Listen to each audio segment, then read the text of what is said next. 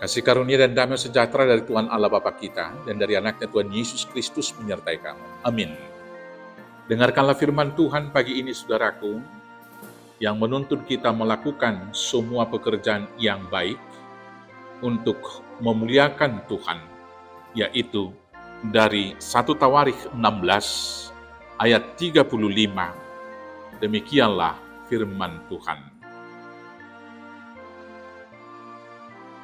Dan katakanlah, selamatkanlah kami ya Tuhan Allah, penyelamat kami, dan kumpulkanlah, dan lepaskanlah kami dari antara bangsa-bangsa, supaya kami bersyukur kepada nama-Mu yang kudus dan bermegah dalam puji-pujian kepadamu. Demikianlah firman Tuhan. Bapak, Ibu, saudara-saudaraku yang terkasih dalam Yesus Kristus, dalam kehidupan dunia ini, kita diperhadapkan dengan berbagai kebenaran. Kita diperhadapkan dengan berbagai aliran kepercayaan. Kita diperhadapkan dengan berbagai-bagai ajaran.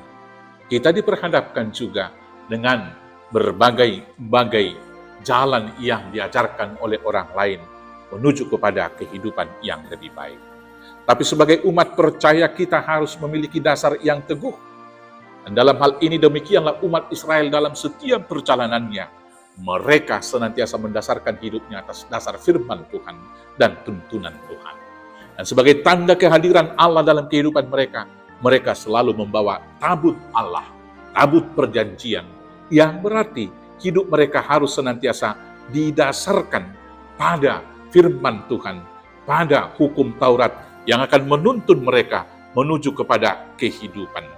Itulah kemudian yang mereka lakukan.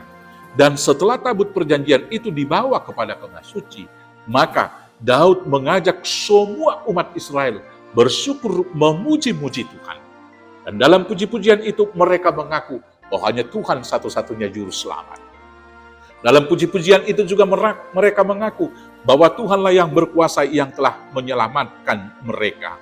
Dan dalam doa mereka tentu mereka harus senantiasa berseru-seru kepada Tuhan mengatakan, selamatkanlah kami ya Tuhan penyelamat kami.